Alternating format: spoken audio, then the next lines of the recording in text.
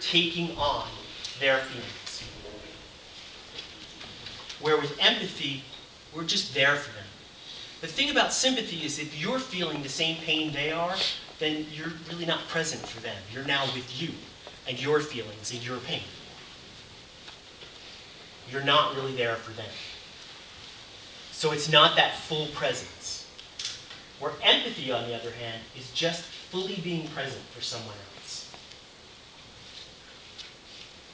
This is my little list of the 3 modes of conversation that I've nailed down. And this is really, it is Marshall's stuff, I've just added to it a little bit. And the first mode of that conversation is that we fall in fix-it mode. When someone's talking to us or telling us a story or telling us what's going on with them, we tend to fall into fix-it mode. It's a very natural place for us to go, it's just that it's not empathy. And chances are, we're really not there for that person. We're not present for them.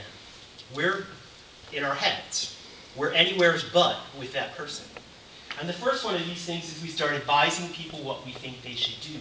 Well, in order for us to do that, we're up in our heads thinking about what that stuff should be so we can tell them. We're not there with them. We're not listening to what's truly alive in this person. We're up in our heads thinking. We go one-upping or educating or consoling.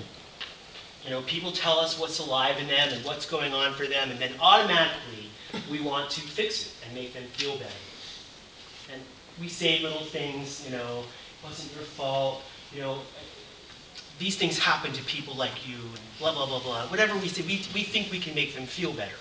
It's part of fix-it mode. We go into storytelling where they say something, and it was Ross Perot a few years ago. He was running for president, where no matter what you asked him, he said, oh, that reminds me of a story. And the next thing you know, he's off on a tangent. It's really the same thing. We're going off on our own little tangent. We're way not there for the person who's telling us what's alive in them. The shutting down, that's a classic one, is to go to someone and just completely disregard what's going on for them and shut them off. You know, it's not that bad. Come on, grow up.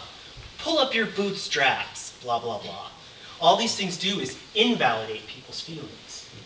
It just cuts off what's going on for them and say that it's not even happening.